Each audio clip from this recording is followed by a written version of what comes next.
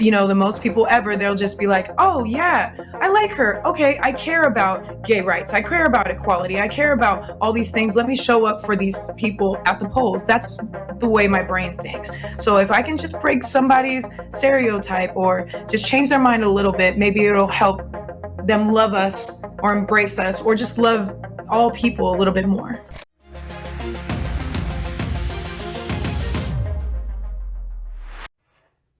Well, social media influencer, boy, those are hot, popular words.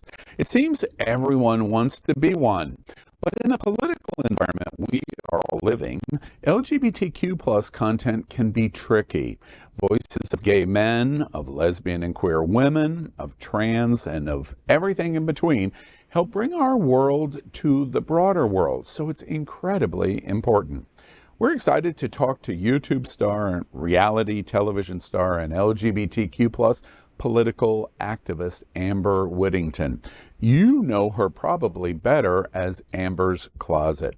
She has nearly 2 million followers in social media and is a self-described certified weirdo. Those are her words, not mine, but I love them. And she has been recognized this year by the California State House for achievement to the LGBTQ plus community as part of the state's recognition of June Pride Month. She is also a multi-nominee for LGBT Influencer of the Year awards, and Rolling Stone said last year she was the creator to watch. So welcome, Amber's Closet. And let me get this right off the table. I understand you are unapologetically queer. Yes, thank you for having me. And absolutely, I say I'm a walking rainbow. I can't go into any room without it, being obvious. Yeah. I love that. I want to start early before we get into all of the power of your voice in social media.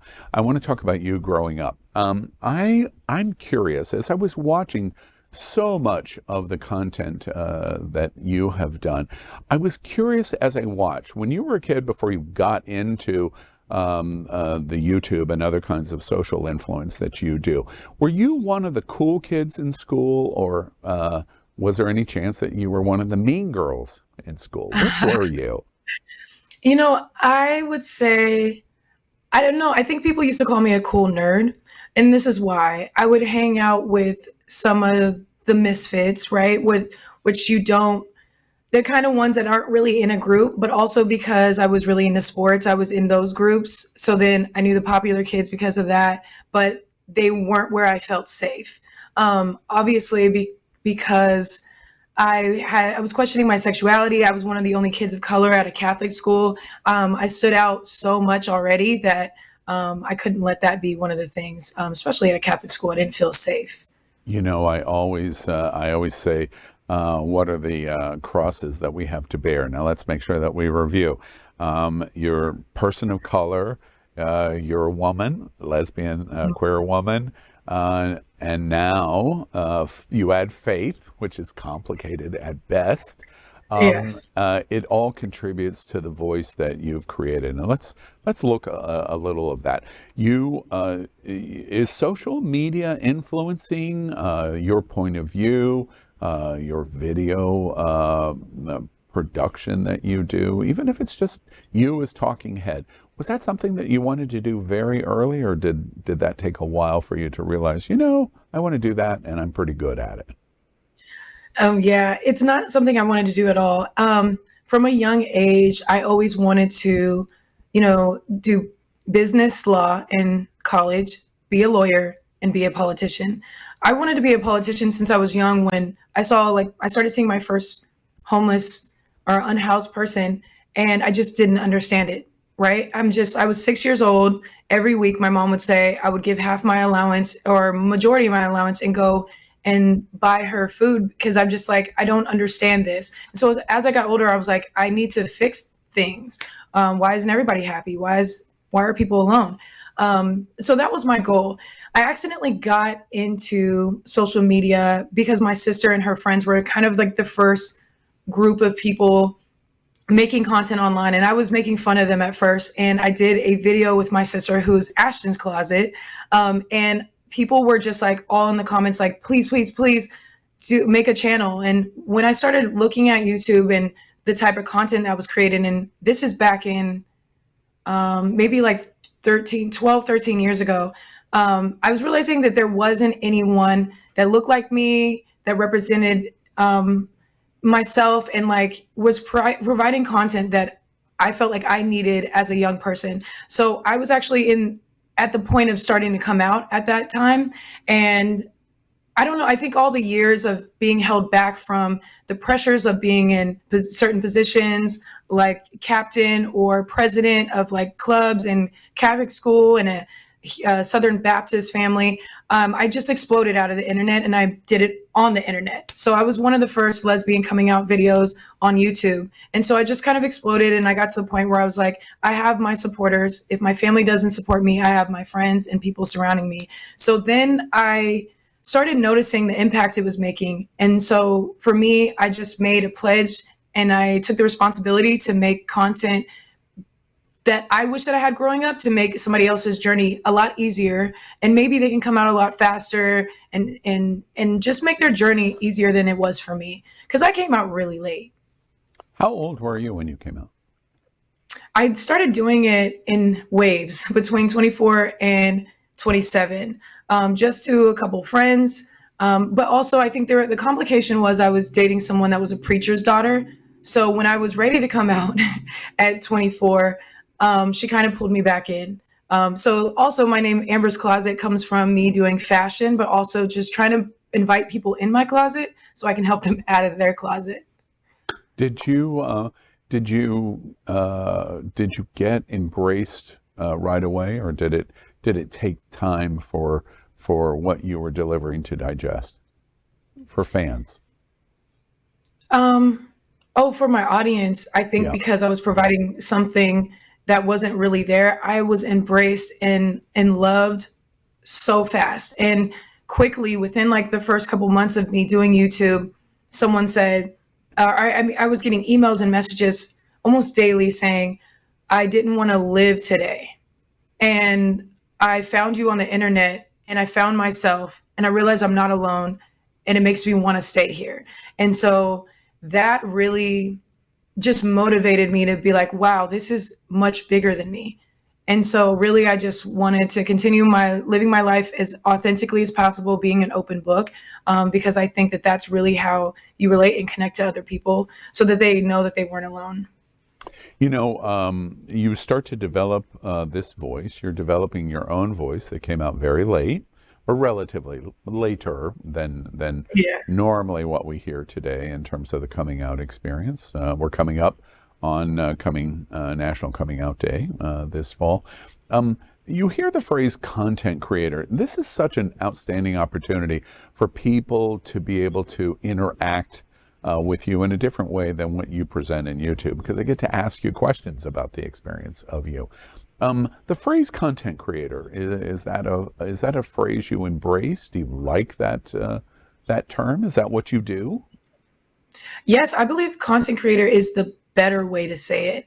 The word that I have trouble identifying with is social influencer, right? Because I understand that those of us that have followings, people look up to us, and so we influence them in some type of way. The thing is, I'm within that word, I'm categorized with a lot of people that abuse that word. They abuse their voice in some type of way. So I have trouble using that often, because people don't influence in a positive way. And that's the opposite of what I'm wanting to do. So content creator is the better way for me, because it's expressing that I create content for my audience, on my platform, and to my communities that I connect with. We're seeing in the background kind of a version of your closet. I know you've been very interested in fashion. You were a basketball player. I noticed in many of your videos, I frequently see sneakers in the background. Are you a sneakerhead, as they say, for those reformed athletes? Yeah, I would say when I was younger, especially when I first started, I had so many sneakers. That was my thing. Not so much now. I love clothes in a different way, I guess, because I'm getting older. And that's the thing is my audience has really seen me grow up on the internet.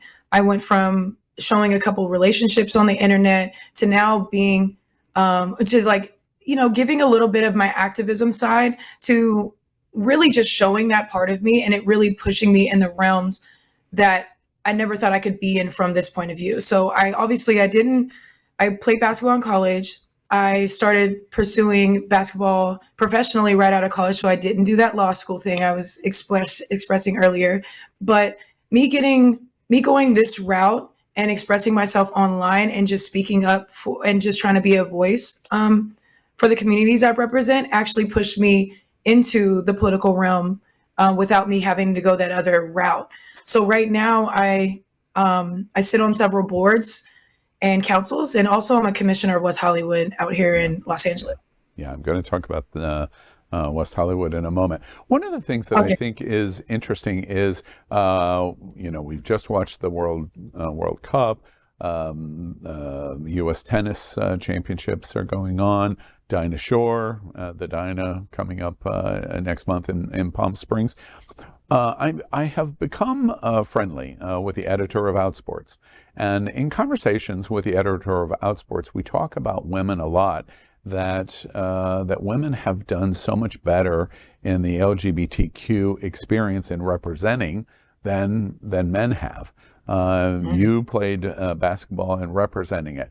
But one of the things that was interesting in making that connection to queer women and sports is something that I've heard repeatedly said about you, that people describe you as a masculine presenting lesbian queer person.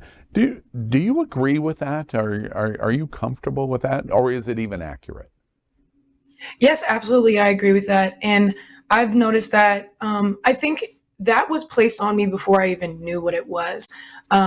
Because I was really good at basketball in high school, people often was like, oh, she's a lesbian. And this is these are private and Catholic schools, and I'm hearing words I've never really heard before. And it's being placed on me because I'm good at a sport, because I show up tough and as a tomboy and masculine once I'm on the court. I always felt masculine. I was very much what they would call a tomboy when I was younger. My mom let me dress how I wanted to, and my family would call me like, oh yeah, she dresses like a boy. I don't like, and that's another thing. I don't like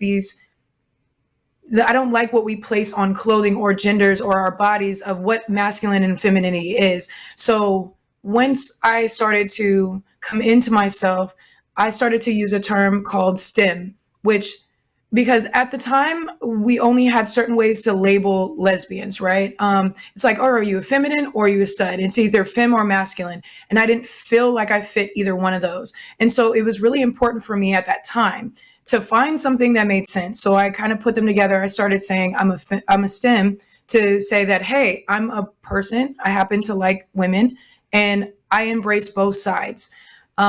Nowadays, I don't find those labels and those expressions as important, because I want us to have more in common than what separates us. So I love embracing my masculine side, because I believe that of center, I am masculine of center. That means like how I guess how my boat drives, but I'm feminine energy, right? And that's how I kind of express myself. I'm curious of you saying that, Amber, is inside the lesbian and queer women community, however that is defined, do those distinctions, even the finger kind of pointing that you just talked about, you're this, you're this, you're this, does that go on among in the lesbian and queer women community? Is that something you do to yourselves first and foremost? I'm going to talk about gay men in a minute, but among women, do you do that to each other? Yeah, I would say that's definitely a thing, trying to figure people out, and like, and especially when I was younger, not so much nowadays. Like, I think once you hit a certain age, it's kind of like assumed, I guess, in a way of just like, oh, okay.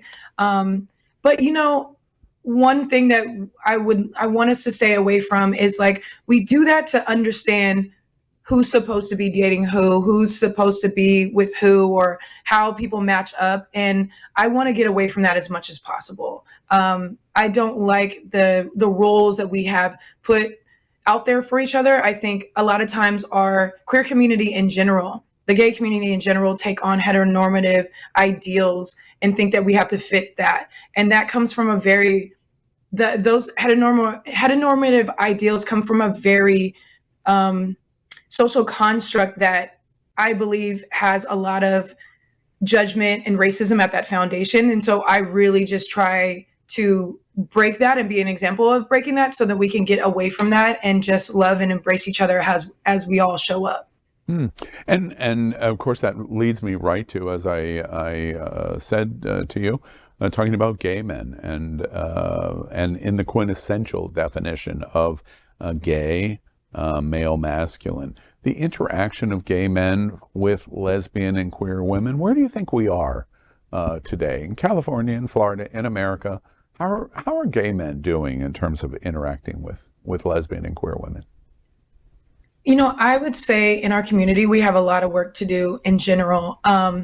You know, because of a lot of the places that I have been invited to and I show up, and I know we're going to talk about that in a bit, they are very more aware now that, hey, we're more gay, white, cis male than anything else. And I think being aware and not only inviting people in the room, but giving a place at the table, as far as a voice when we are talking about spaces for the whole community, is more than necessary. It needs to just be an automatic. And so it's something that I'm seeing in the spaces that I have been invited to have a seat at the table. But I can't be the only voice. I can't be the only representation. And so that's what I feel like, if I've taken that as a responsibility, and I'm just trying to not only open doors, but break them down, just to invite, you know, our whole community in, and for that to be embraced. And so I would have to say, with what I've experienced, is then, especially in California, a lot of the cis males, the gay males, are the leaders, are in charge of a lot of spaces, especially spaces that are supposed to be for diverse people. And it's really just hard to have what we need if we are not in charge of being able to curate those spaces. You can't wave a magic wand to the problem that you just outlined. From your seat and your voice and what you do in your social media, what do you recommend that we do about that? You are very clear on the problem. You've just outlined it clearly. I understand it completely, but what do we do about it? I think, you know, well, we have a lot. It just depends, like the situation. It's really hard to talk about the community at large, right? Because just here in Los Angeles, West Hollywood is supposed to be like a gay haven, a safe place. It's where a lot of our gay bars in our gay community are, and we have that problem there. So it's really hard because I'm in the rooms now. I am a commissioner. I'm invited to the table, and still trying to navigate in that space is a little bit tough, but that's why we need more representation. We need to make sure that Pride is inclusive, and we're including all communities, and just in everyone. Everybody should have a voice. And I think that that's really the thing, is just making sure that I would say things at large for the community are as diverse as possible, and that people have a voice within that space. You know, you mentioned what many people consider a key determinative of success in LGBTQ community, and that's our bars. We've reported repeatedly at Queer News Tonight over the last couple of years the steady decline that's going on in lesbian and queer women's spaces, most recently reporting that generally accepted there's only 26 lesbian bars and spaces like that left in America. What do you think is happening very specifically to lesbian and queer women in social spaces like that? What's happening? Yeah, it's a couple different things. I frequently host parties at one of the largest, and definitely the largest in Texas once a month. And so obviously when I travel there, and because my family is also in Houston, when I travel there, I notice every time they are having so much trouble staying open because the city is now coming at them. If they're threatening them with not being able to have insurance because they have drag shows, things like that. So everywhere is experiencing different things. I know that in New York, Harriet's, they were trying to raise their rent.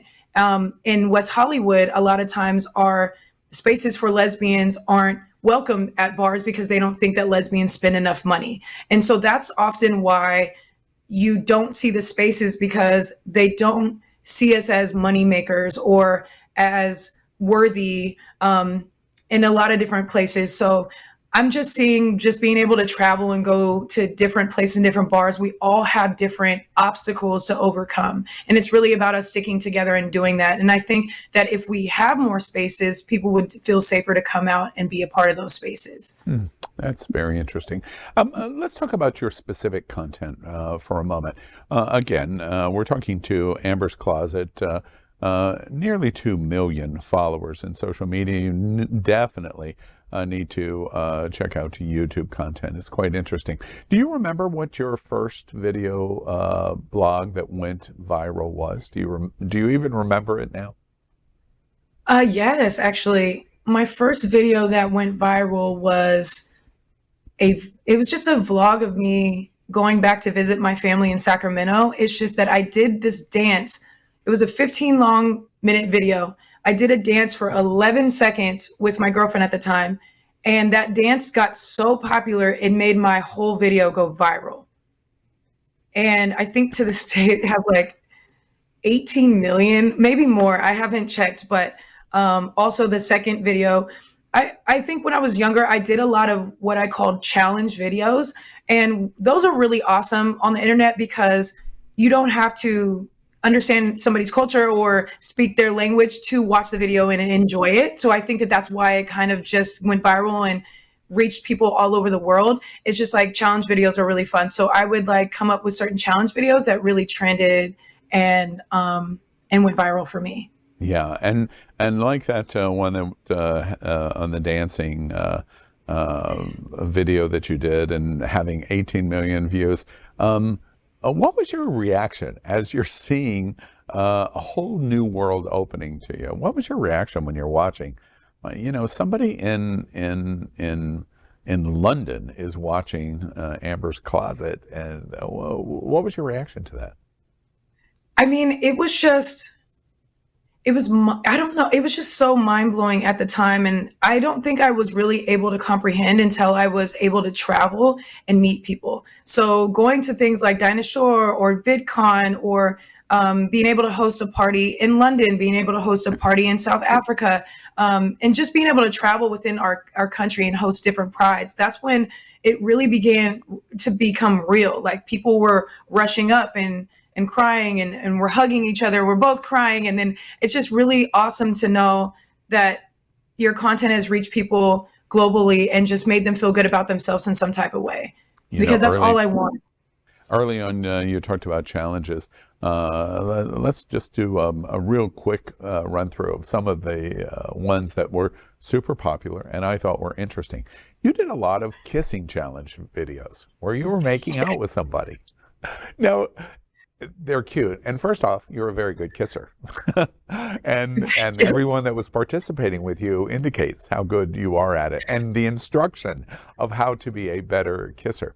When you look back at some of the videos like that, do you go, what in the world was I thinking of? Or nope, that was absolutely picture perfect at that time. Which is it? Yeah, absolutely. I mean, now sitting as a more grown adult, I don't show my relationships like I used to. That's the one thing I keep for myself now. I used to just show it all. I did 2 relationships on the internet, and now just sitting as an older person that is in these political realms, and I have to kind of watch what I do a little bit more now, right?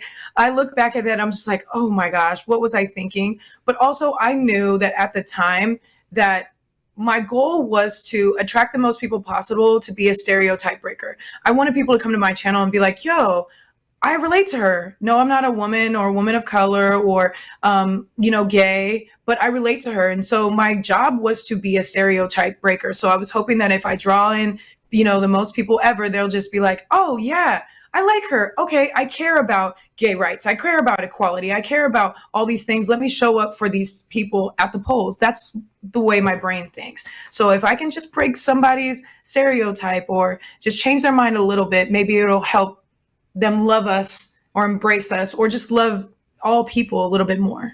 Amber, I think that is such an interesting observation. Many of your popular videos focus on butch, femme, masculine, and compare and contrast and discuss.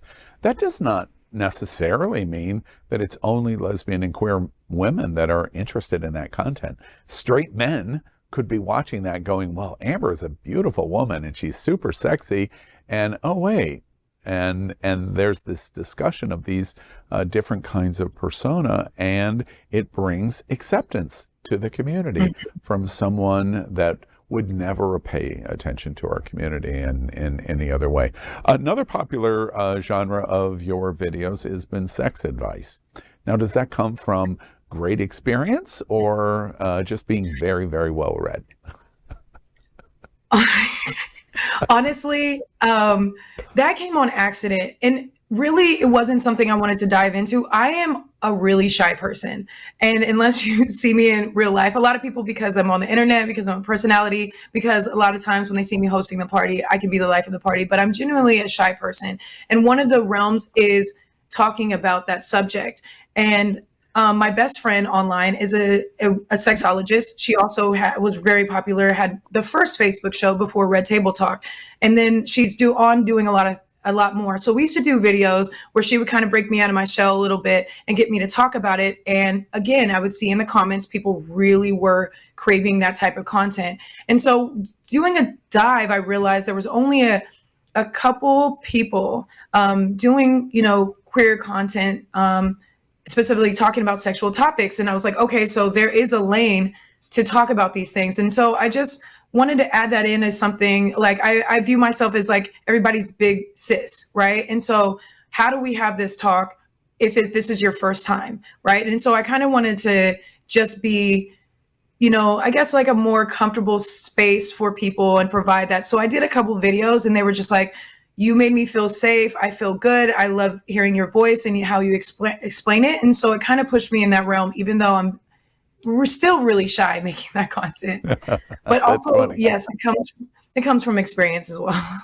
Yeah, some experience. You've created a kind of after Amber's Closet, you've created a kind of a sub brand called Queer Ultimatum, and I watched a number of videos under that label. What's the phrasing is interesting, Queer Ultimatum, and the content. What went into the creation of that, and why do you do it? And tell me a little about that. Well, the Queer Ultimatum, I've touched on that the last couple of videos just because I did a video. So the Queer Ultimatum is actually a Netflix TV show. And they did a queer version, which was a surprise to us all, but also yay for representation. So watching the video, watching the show, it was an emotional roller coaster for us queers that were watching it for a lot of different reasons. It pointed out a lot of different things that we have work to do, whether it be toxic relationships, building on or working on our self-growth, our self-care, our self-love, emotional maturity, emotional intelligence. It really challenged that on the show and so much. And so it brought up me realizing some of the things that I went through with dating. So I did a video breaking down how I felt or what triggers came up or what traumas came up from old relationships watching that show. And so I kind of did a breakdown. And then I happened to be friends with a couple people that were on the show. And that's why the last video I did was actually an interview with which I think was one of the standouts of the show. And so that's why you see a couple of those contents. I have another interview with another person from that show coming up as well. But it was just a really big show, I think, for us. Yeah. To have representation on Netflix. And Amber, I get the opportunity to ask you because I really do think that there's a lot of separate and sometimes not equal kind of footing in the LGBTQ community between cis gay men and lesbians and queer women. You're a perfect opportunity for me to ask, what is it in speaking to gay men? What do you think would surprise them, gay men, the most to learn about lesbian and queer women that we might not know? What would that be? Or do we know everything about you? I don't have trouble connecting or relating to almost anybody. And I don't know, I think when I talk to my gay male friends, we end up having like, almost a little bit of the same dramas. Like, oh, you know what I mean? A little bit. It's like we all had our heart broken. We've all, had dating issues. We all need to have voices for our community. So I don't know. I think I spend my time, like I said, in those rooms, just trying to show how much we do relate to each other more than that we don't. So I think it lands for sure. But I don't know. I just think specifically, I think that we need more gay males showing up for especially our trans community. We need your support. We need your voice. We need your voting power to show up for trans in our trans community, especially our trans kids, especially we know with you being in Florida. We just need some more support there. So often I try to be a tough love and call out our community in general that we need to do more for our community, specifically our trans community. You sounded just then like a quintessential politician to me. Oh, wait, you are. As you've alluded to, you're a commissioner of West Hollywood's LGBTQIA plus commission. And tell me what that experience was like. Relatively new for you. What does it feel like to be a representative of community in the second gayest place on planet Earth? The gayest place is here in Fort Lauderdale, but in the second gayest place, what is it? What's it like to have that title and that representation in your community in West Hollywood? I mean, it's awesome. I feel very honored and very blessed. I also know how big a responsibility it is. It's not often that someone like me is invited in the room and have a seat at the table. And so that's one of the reasons why I'm getting that opportunity. I had to make it happen. We are in a new administration in general in West Hollywood with having a woman of color and an openly gay lesbian mayor. And so being able to be appointed by one of her city council members to this commission, I think, and being a part of this new movement and wave of really trying to make some positive change in West Hollywood and really just opening our eyes to some of the issues, I think I'm just really happy to be a part of that. I also sit on the LGBTQ council for our district attorney in Los Angeles, which is George Gascon. And I'm also a board member of Lambda Legal, which are the obviously the lawyers that fight for LGBTQ equality in our nation. They're the largest running civil rights group for LGBTQ people. And so they are the ones combating in the courts 550 plus anti-LGBTQ bills. And so there's so much work to be done there. And to be invited to that table, I'm on 2.5 years now into that. I just feel very honored and blessed to be in these rooms and to help positive impact in our community in any way. So I'm excited to just get in there and do the work. I'm the person that calls out all the politicians for not walking their talk. And so now I get to do that. Yeah, and I remind our viewers, this is Amber's Closet, and nearly 2 million followers in social media, where much of the content would be considered much lighter and much funnier than what she just said. So it makes me ask you, Amber, where does that come from? What's your motivation to do this? Why literally beat the Bible on the table? Where does it come from? I think it comes from I've always just been that person that wanted to stand up for what was right and wanted to stand up for those that didn't have a voice. And I think that that's really where it came from. I think by the time I did come out of the closet, like I said, it was later in life. And so I really just, it lit this fire in me when I was pushed, when I finally like let myself out and wanted to embrace myself and love myself for who I am and how I am and how I show up.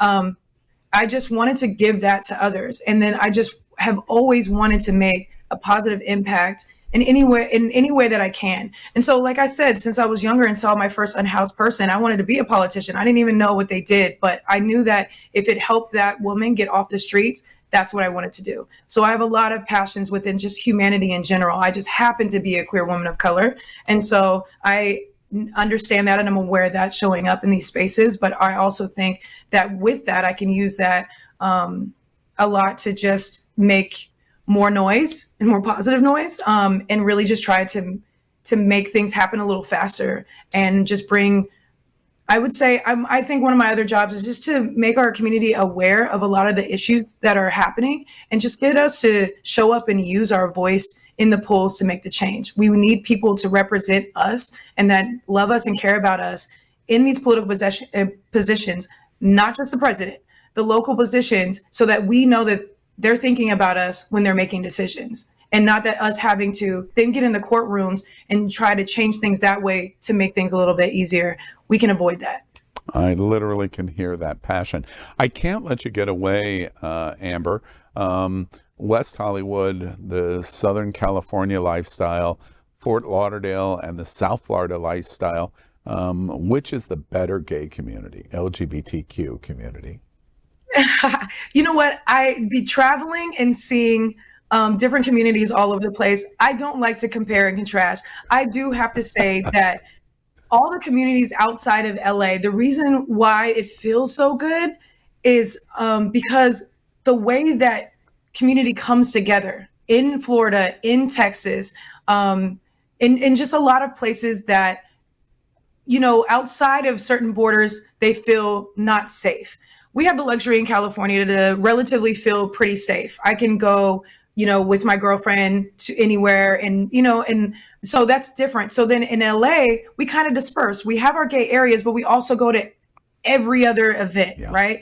And then in the other spaces, everybody just wants to go to those places where we feel specifically safe. And so that's why I love traveling and seeing that community and that type of community come together, because it is very different. Yeah, very So well said. we bring it together. And really later, well. when I do a recap, I'm going to say Amber's Closet said it was absolutely Fort Lauderdale and South Florida. That's what. Oh well, maybe that's not what you said. That's what you I'm heard. curious as we talk about those islands. You're talking about islands around the country. That's what South Florida is in very purple. Florida, unfortunately, right now. To that point, your political eye, your media and communication eye, which is what you do at Amber's Closet. What do you think about what we're watching in Florida and other places in the country, Texas, where your family is? The radical GOP, he who shall not be named. What do you think about what we're watching? It's, you know, I always try to stay positive. A lot of things happen in the political realm that are discouraging, but I try to stay very positive. He shall not be named has been embarrassed a lot lately. There's a lot of Republican on Republican boxing going on right now. I'm enjoying watching. I think Disney did a great job shutting down He Shall Not Be Named. And so I think a lot of things that are happening within that are getting people to see who these humans really are, and that they're not people that they need to rally behind. And I just hope that at the same time, we have other leaders emerge with a voice that we can really get behind and support. Being in the political realm, before I was able to get in these positions, a lot of politicians came to me and they say, how do I become a human like you on social media? So I helped a lot of politicians with their social media. And within that, I was able to just understand them a little bit more. And so I was getting advice and kind of mentorship from them, because they're also like, hey, you should do this. And one of the things I was told is that the way that the politics are going right now, it's going to go all the way right before we're able to start coming back left. And so I'm thinking positively. All these things are happening. It's going to happen for the best, maybe to show light on certain things, maybe to expose certain things. And then we're going to be able to have an opportunity to bring that right back around. And so that's what I hope. I have so much positivity for that. Eventually, humanity is going to be our main priority. I hear Texas, Florida, Tennessee, where there's so much fear in our community. I hear optimism from Amber's closet. You're optimistic even. I have to stay this way or I'll lose my mind a little bit. I Yeah. think, yeah, we have work to do, but also being in the rooms with these lawyers that are constantly fighting for us and seeing all the work that they're doing and seeing the small wins that they're having in a lot of these different states and cities, of course, keeps me positive. Yeah. Amber, anything on the horizon? What's next for you? What's your next ambition of what you're going to slay next? Well, right now, I mean, I'm always constantly working on a lot of different things. I mean, just these positions that I'm able to have take a lot of my time, and then I'm trying to constantly catch up with my content, which also I know is a very different duality from each other, but that's what I like about it. But right now, I'm an executive producer of a project that we're currently trying to fund through crowdsourcing. Since there obviously is a strike happening right now, it wasn't the time for us to be able to package it and sell it. So we're trying to see if we can create a pilot or a couple episodes ourselves. It's called The Matriarch. It's really awesome. It's kind of a world where women rule the world, men are going extinct, gay people are the norm, the majority, and it's pretty awesome. And so if you want to check it out, it's called The Matriarch. I often post the link, and you can check out our crowdfunding page and the trailer that we've worked so hard on. That sounds exciting, and I was kind of hoping that you were getting ready to announce that you're running for governor of California or some other major political seat, because it seems like that's what's on the horizon here. Yeah. In the future, I'm not sure what seat it is. I'm lucky to have some mentorship. I helped the campaign for our mayor of Los Angeles, and work with the Democratic Women's Club and a couple other things. There's a lot of entities have come to me to want to support my campaign. I don't know when that is. I just think that I have a little bit more work to do as far as just expressing my voice and getting people to trust my voice. I really want that first. So I think a couple years. Well, what an amazing experience this has been for me. I get to meet you as a very famous social media influencer who has produced videos like Great Kissing, and at the same time can be a commissioner of a city community and can sit on the board of Lambda Legal, one of our most important advocacy organizations in America. Literally, Amber's Closet Literally. proves you can have it all. You can be everything that you want to be. We invite you to check out Amber Whittington, better known as Amber's Closet. We're going to share a direct website that you can go to.